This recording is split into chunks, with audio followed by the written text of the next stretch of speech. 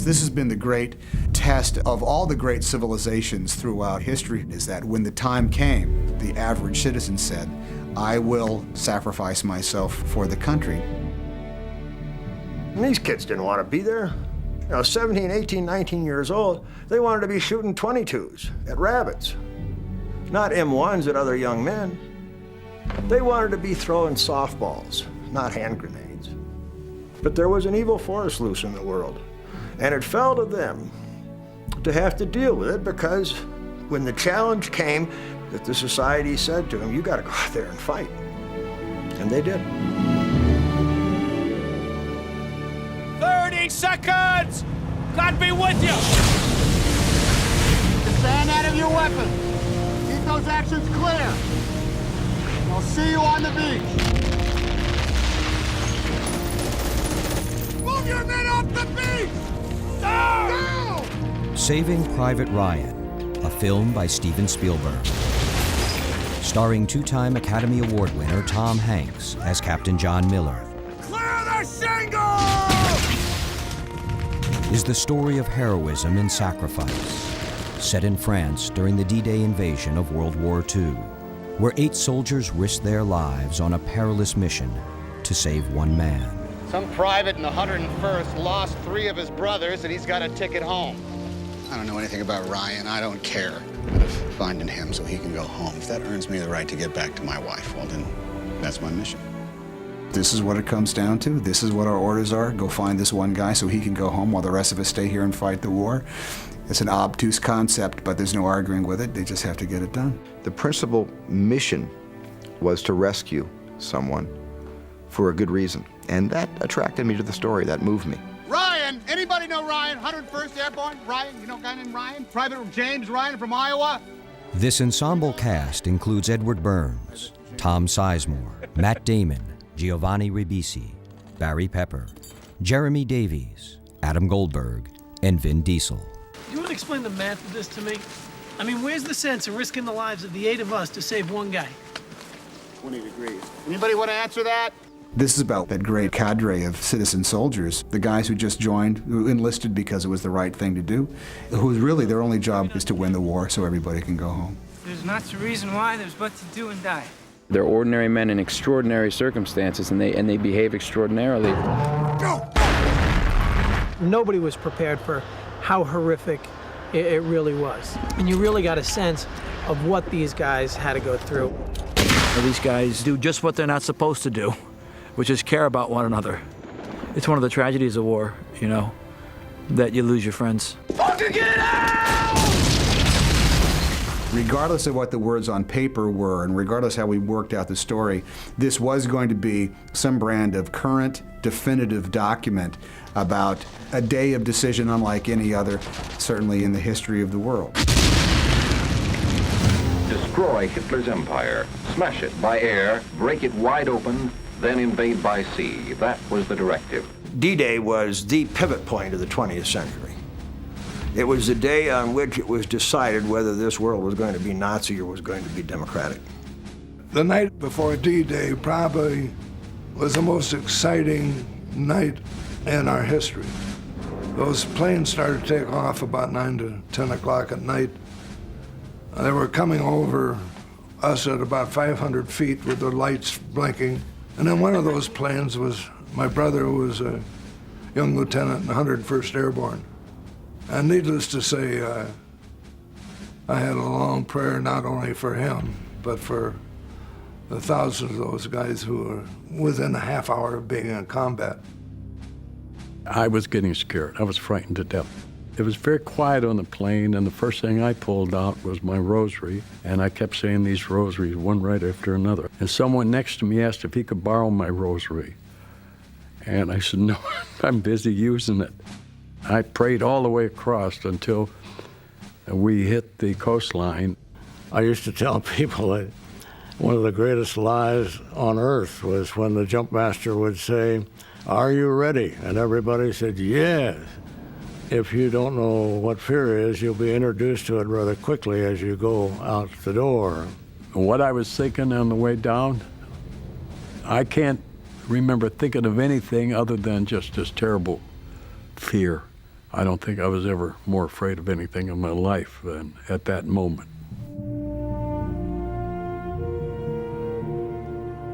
The sizes of the forces involved were gargantuan. This was the biggest amphibious operation in all human history. Guys were thinking that this is going to be pretty easy. Maybe the Air Forces killed all those Germans with the pre-bombardment. Actually, they hadn't hit anything.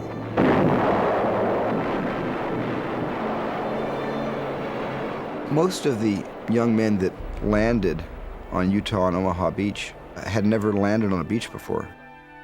This was their first time they'd ever fought in a war. When those ramps went down on those Higgins boats with that very first wave, and those Germans who had been waiting and had been watching and they were holding their fire, thousands and thousands of them, rifles, machine guns, mortars, big cannon. I swear to God, in some of those boats, everybody got killed before anybody got out. It was just a wall of steel that hit them. First of all, it was chaos. That's the only word that you can use to describe what the hell was going on. Why are we doing this? I said to myself, why am I doing this? You dig a hole and try to get below the firing squad and all that. And the closer you get to the ground, the longer you're going to live. That was my motto anyhow. How afraid these young guys must have been. And they were so tired and soaking wet with all their wool and all their layers of clothing and all their gear and ammunition and weapons, that when they stepped off of those boats and seeing all of their pals dying around them, they were so exhausted and seasick, all they could do was crawl up those beaches. But they kept coming and working their way across that beach and getting up to that seawall.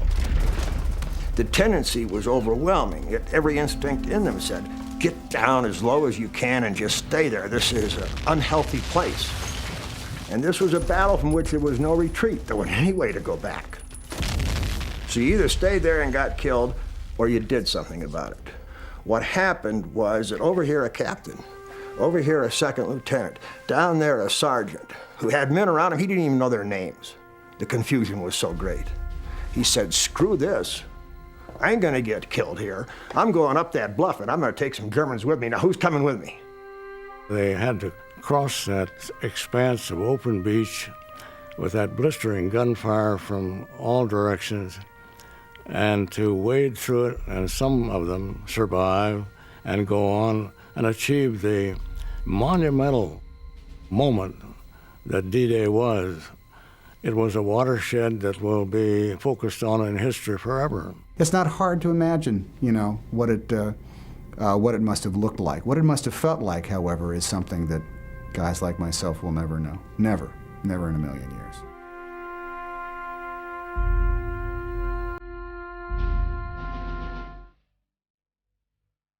I've kind of had an obsession with World War II. It originated with my father, who fought World War II in Burma, and came back to tell all the stories to the family about what happened. He was in the Air Force, and he was the radio operator on board a B-25.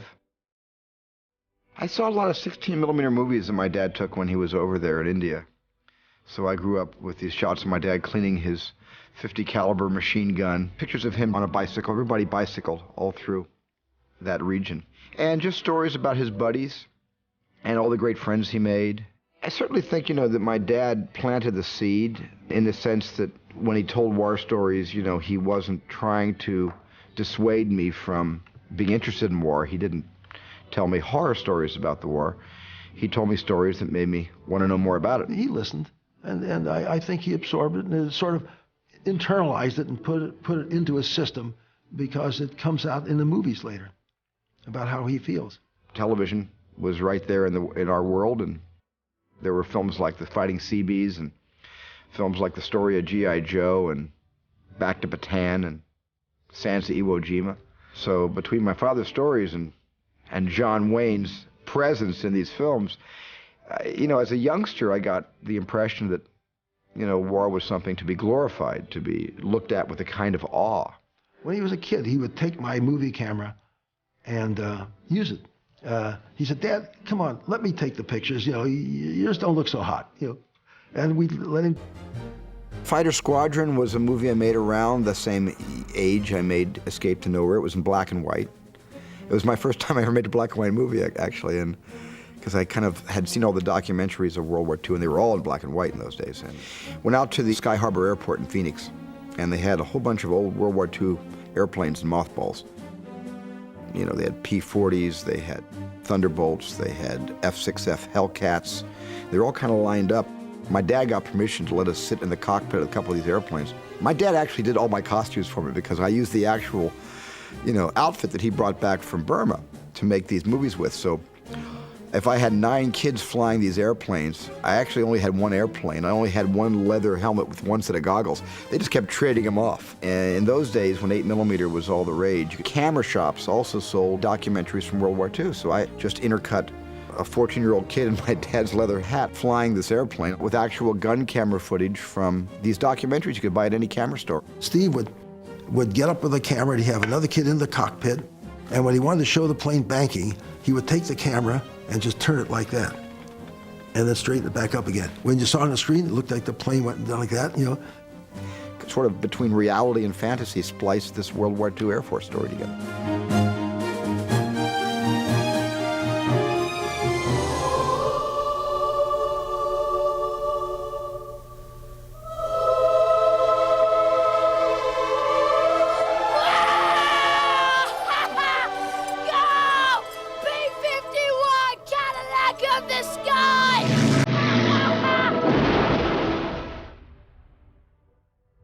Clearly, half of my films take place in the 1930s and 40s. When you look at the Raiders films, when you look at Empire of the Sun, when you look at 1941, my comedy, even Schindler's List, which I don't consider a war film, I think the Holocaust sort of is in a category all its own. Private Ryan. I have never seen anything remotely close to this for realism, for exactly what the men that I have interviewed over the past 30 years on this battle have told me about what happened. Want to see plenty of beat between men. We were on the landing craft, and it was literally the moment when the ramps came down. And all I saw was the ramp go down and the first 3 or 4 rows of soldiers literally get blown to bits. I realized that we were making a very, very different sort of movie than had ever been made before in regards to this thing, just in the gritty reality of the detail. Dog one exit! Right here! Good business! We all felt we were laboring not just to get it right, but we were also laboring in order to get it accurate, despite how gruesome and despite how painful. Spielberg makes you look at the consequences of war. He makes you look at these young kids. The terror, the confusion, the chaos, the noise, the heartbreak of these young lives being stamped out. I was looking for realism all the time. They want us to take the children. No, we can't take the kids. No, come on, We can't take the kids. I didn't want to shoot the picture in a way that would seem like a Hollywood production coming to Omaha Beach and making a gung-ho extravaganza. This is really trying to approximate the look and the smells of what battle and combat is really like. Captain, the decent thing to do is to at least take you down the road to the next town. We're not here to do the decent thing, we're here to follow orders. Before they started filming, Dale Dye, our technical consultant, Captain Dye, took him through basic training in the field, and they were put through the grist mill. Let's get those dog and easy people in there. I believe that there is a certain heart and a certain spirit that's common throughout fighting men. And I think that actors who are like dry sponges until you pour on the water need to be immersed in the rigorous lifestyle, in the horrors that infantrymen and combat people all over the world face. On paper, it sounds fantastic, but when you're out there, yeah, I found plenty of arguments against it. The actual experience of it was, I think it's almost indescribable. It was the worst experience of my life. I mean, it really was. It was physically exhausting and tough. We hiked all over the place, and it was raining, and it was cold, and it was wet, and we slept on the ground, and we ate food that came out of cans and were heated up over, you know, little tiny stoves. We had him constantly yelling at us because we were doing things wrong, and learned various combat techniques. I immerse those actors in that lifestyle. I take them to the field, I make them eat rations, I shoot at them with blank ammunition, I beat them up, I beat on them, I make them crawl and sleep in the mud and the cold and the dirt. And when they come out the other end, if I've done my job successfully, they have at least an inkling of what it's like, the deprivations, the hardships that people sacrifice to serve their country in the military. The only way to really, get through it was to kind of shut down myself and become, the soldiers. It all sort of, after a while, became second nature. You don't really have to think about it after a while. It was something that I'd probably never do again, but something that I will always be thankful that I completed. It brought us closer together, so when we started shooting the movie, we felt a bond, that we had gone through something very difficult together. I just know that when the guys showed up on the set, they were born again hard. Those 5 days put them in a frame of mind where they understood that we weren't playing around, that we were making a serious picture about war. We're handed a task here, in one way, in order to do it service, to do it right and do it entertainingly and do it effectively and all that.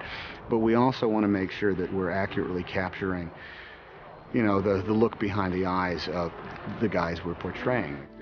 I told things to the guy in a foxhole that I never told to my confessor. I was closer with some of these guys than I was with my brother. The relations between the men in a squad and how they come to love each other and how they develop something that goes beyond friendship, ready to die for each other. That's how close men in combat get. There's nothing to compare with in civilian life. That is caught just exactly right. We'll take it! You fall back! You'll be right behind us! Soon as we're in business! They know they should get out of there. Everything tells them they should run, but they don't. They stay. And other people see them stay and they come back to help them. They're the ones who win the wars.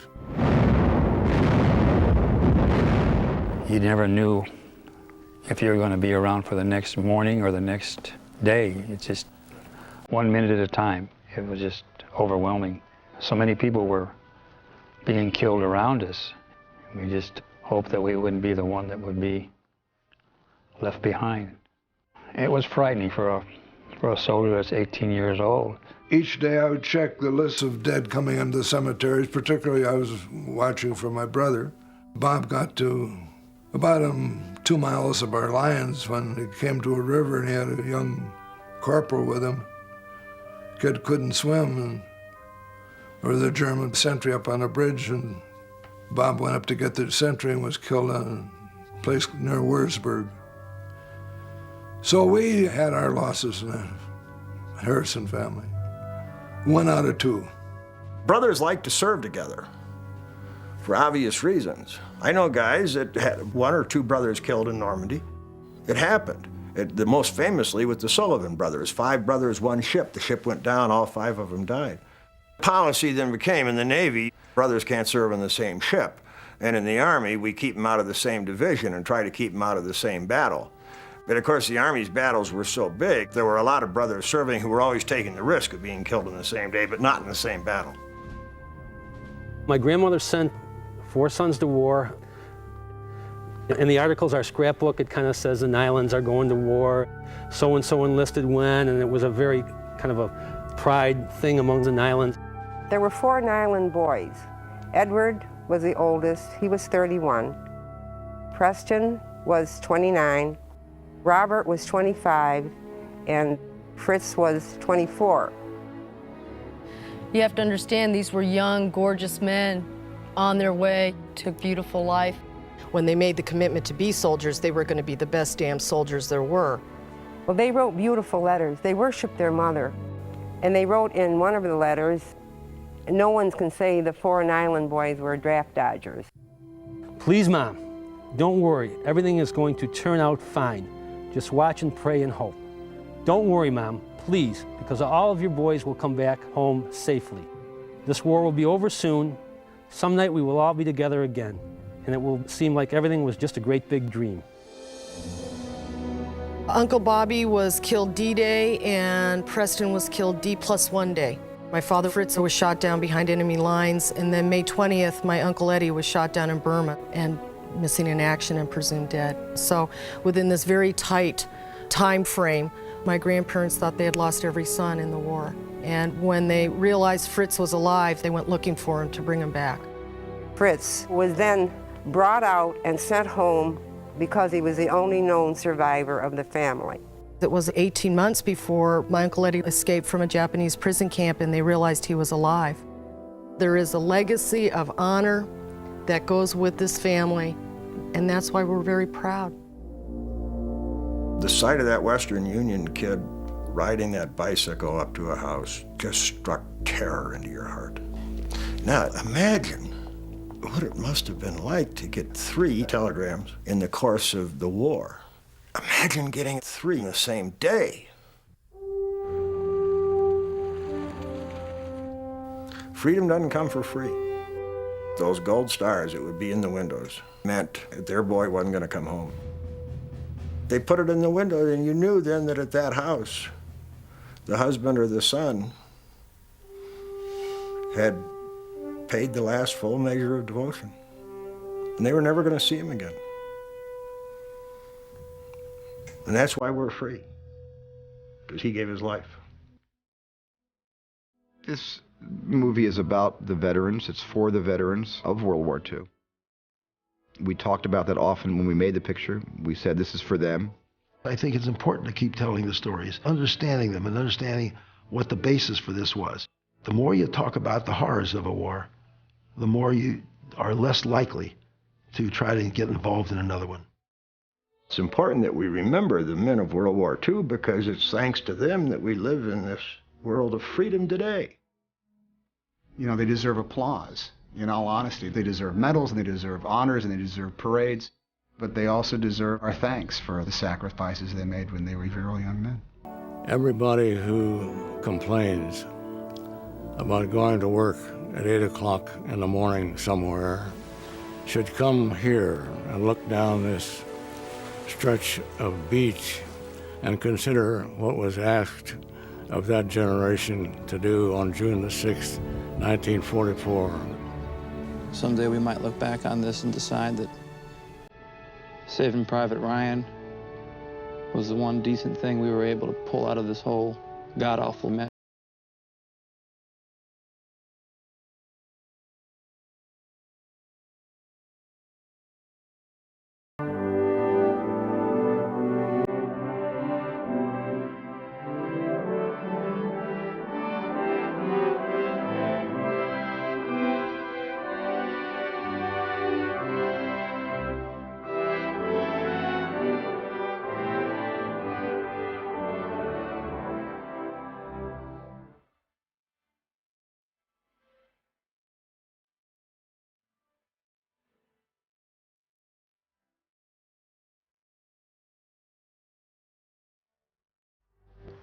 Hey, Lisa here with more on Tom Hanks. Now, the actor is no stranger to winning awards for his acting abilities, and he, along with Spencer Tracy, remain the only 2 actors to have won back-to-back Oscars, Hanks being for Philadelphia in 1993 and Forrest Gump in 94. At the age of 45, he also became the youngest ever to receive the American Film Institute's Life Achievement Award on June 12, 2002. Now, do you like my t-shirt? You can get one for yourself in the link in the description.